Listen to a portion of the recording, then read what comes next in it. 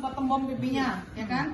Gemuk air orang bilang, ininya berpunuk gitu kan? Atau bahkan lama-lama osteoporosis sampai atrofi otak. Nah, itu jeleknya steroid. Nah, kalau dengan laser V-beam ini laser ini mematikan jaringan ikatnya.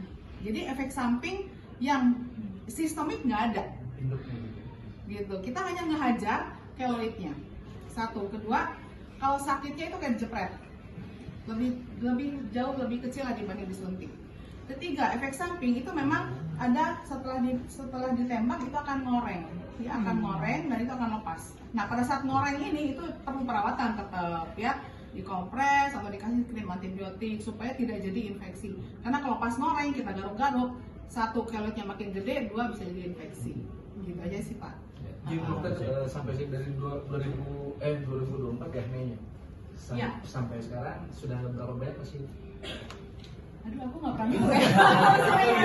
Trennya dok, target rencana ke depan nih per bulan itu misalkan berapa pasien atau gimana? Itu ada target nggak? Ini program baru, ini RSUD, jadi saya juga tidak ada tekanan dari ibu direktur sih untuk boleh sebulan harus target segini, enggak juga sih ya. Cuma kita sih di sini menginginkan bahwa dengan adanya RSUD memiliki klinik estetik ini juga sebagai salah satu pembelajaran ke masyarakat bahwa kalau mencari pengobatan carilah tempat yang betul, yang memang di situ ada tenaga ahli yang bisa dipertanggungjawabkan.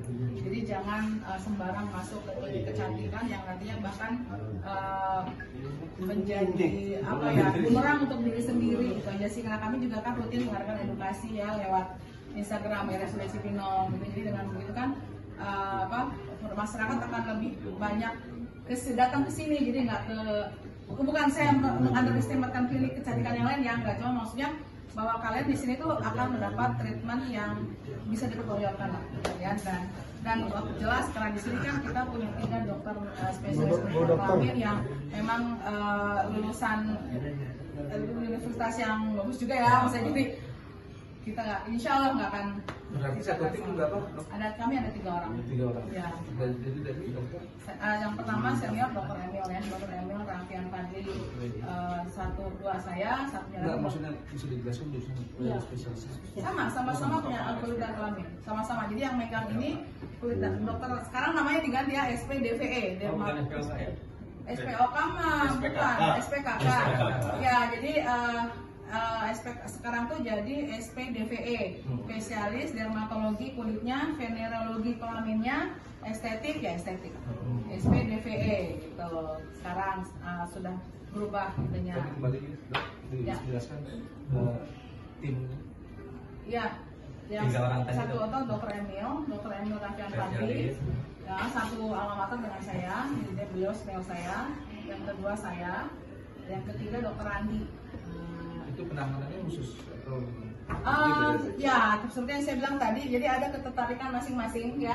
Jadi kalau jadi kami selalu jujur.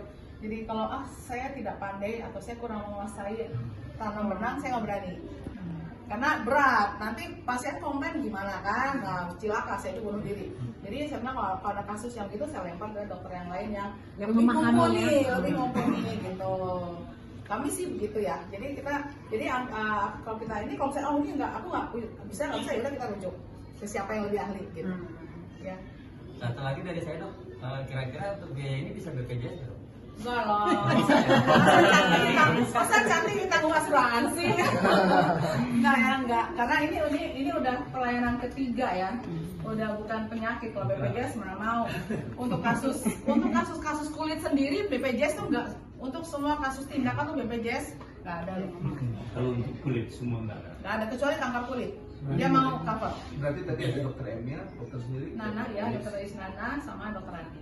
Bertiga kami. Ya. Tapi ada tren di Bogor sendiri yang estetiknya, perawatan itu dari range umur berapa sampai umur berapa sih dok? SMP, dari mulai SMP mereka udah mulai ini ya 15 tahun berarti ya. Ya ada pasien saya 12 tahun. 12 tahun sampai Udah balik kali gitu ya? Kita Masih udah anak-anak. balik. Iya, mereka datang dengan jerawat. Ya kan mereka anak-anak Dan permasalahannya berbeda-beda. ya. Jalan permasalahan yang berbeda-beda. Iya, jadi kan ada anak yang jerawat 1 biji nggak mau sekolah. Ya kan kita anak sekarang kita anak jerawat 2 biji nggak mau sekolah. Beda sama kita kan. Gitu. Jadi mereka udah berkenalan. Kalau ya Allah, aku zaman udah aku mahasiswa aja masih jerawatan gitu. Belum mengenal perawatan. Sekarang mereka lebih melek sih lebih. Enggak, lagian kan mereka gini ya. Kita ya kok korban TikTok itu banyak ya maksudnya.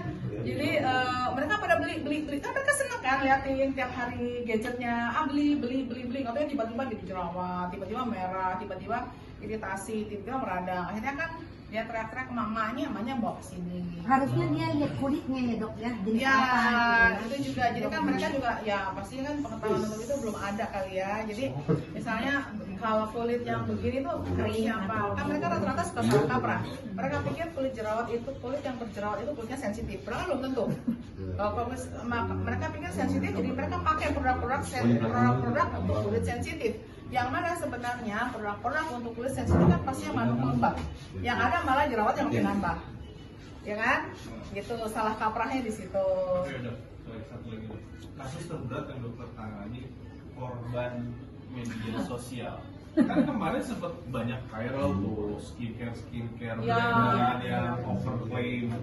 Ada 2 pasien saya yang bahkan itu pasiennya dokter terkenal ya Jakarta.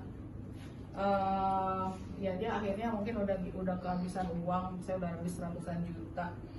Kalau saya makin hitam, makin gini, makin gitu, saya bilang oke Bu. Ya ada sih yang saya beri sampai sekarang masih dalam taraf pengobatan, tapi sudah membaik, sudah berkurang fleknya. Tapi kan belum selesai ya karena dia bukan